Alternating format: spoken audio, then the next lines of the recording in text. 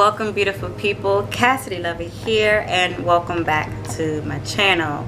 If you have not done so already, please subscribe, click the notification bar, and give this video a thumbs up.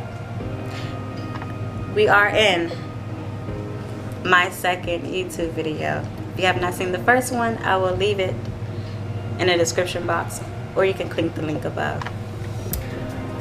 Let's get into it, guys. So we are in 2020 and we're still in a pandemic, and this year has been loco, super loco. Like in the beginning I was just like, yeah, this is my year.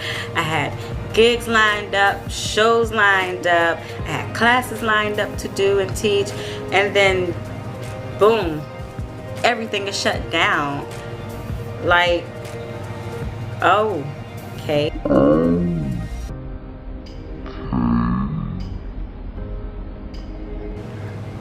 As a performer, it's like, well, what are you supposed to do? How am I supposed to make money if everything is getting shut down? And then I thought about that. I was like, you know what? I'm a homebody anyway, so this should be okay for me, you know? Stay home, create, take a little break, relax. That was good for the first 2 months. I was doing good. I had my own live show on Instagram, Cassidy After Dark, where I was interviewing people, playing fun games. Then I was doing like my virtual live classes. And then after that, I was just not in the mood to create anymore. So I'm just like, well, what am I supposed to do if I'm just like not in the mood to create and I have no shows lined up? Well,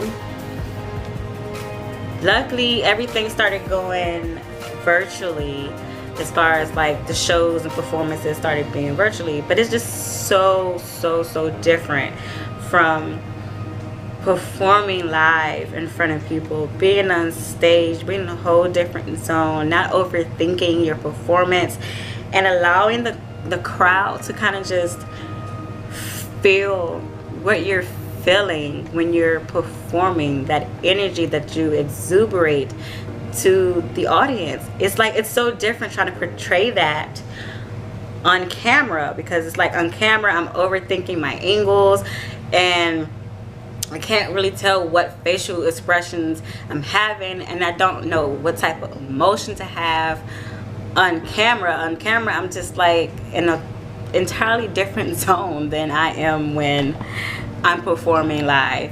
And I was like, wow, this is kind of difficult. But now I'm just like, well, how can this be difficult? And if I'm a creator, you know what I'm saying? But honey, it's like I had to change my setting of how I performed as an artist. Like going from big spaces to now I have like this little corner in the room that I have to kind of direct my angles and direct my movements in. So it's like everything is big and now it's cut short. And mentally that was kind of hard for me and difficult for me, because it's like I didn't have that real moment, that real open space to express myself as a performer, as a storyteller, as a movement artist. And once that started happening, then the depression started kicking in, and then just like one moment I'm like, yeah, I'm gonna create and write down my ideas, this, that, and the third, and then next I'm like, I don't feel like it. I don't want to be creative. I don't want to do anything. I just want to cry. I just want to go to sleep. I just want to eat. I want to just watch TV. And when you're in that setting, you have to like give yourself that break, that mental break, and continue to tell yourself that it's going to be okay. One, you're not the only person that's going through a lot at the moment. A lot of people have lost their jobs. A lot of, you know, people who are in school have to kind of do things virtually that they're not used to doing. So it's like you have to adapt too. So are you going to sit here and pout and be sad? Or are you going to just get your butt up and do something about it. Well, I was going to do something about it, and then I got sick, and then I was just like even more depressed, and I didn't want to do anything about it. Like this whole journey, this whole 2020 has literally been an up and down emotional roller coaster, and it's like starting over again and reassembling the puzzle pieces and trying to get back on track mentally and physically. And it's like, well, how do I do that in the predicament that I'm in, especially with places not fully being open?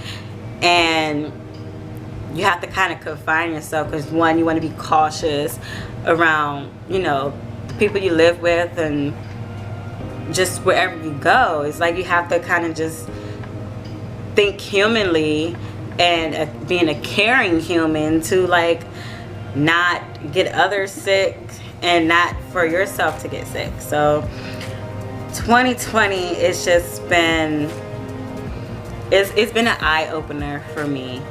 And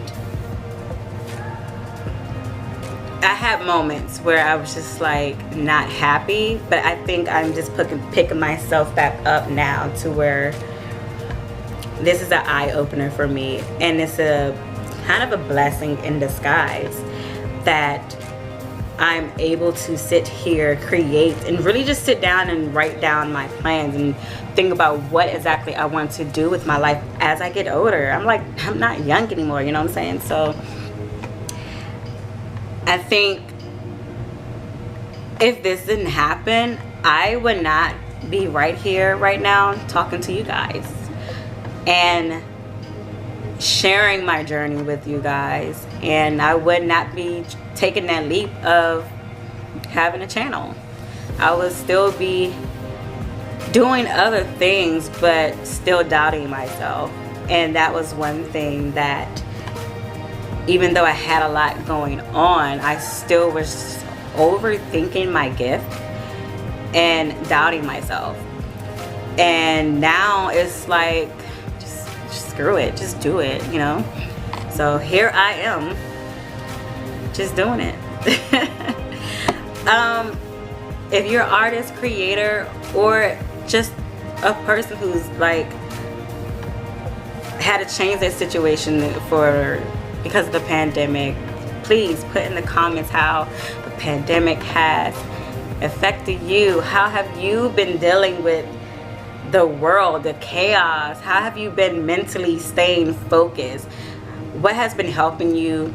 If you have tips, advice, I am more welcome to hear them, because there are other things I, you know, would like to add to kind of help with like my mental. I've done the yoga, I've done mental rituals, I do things to kind of help me, but I'm always open to knowing what else is out there. So leave in the comments, how has 2020 been for you? How have you been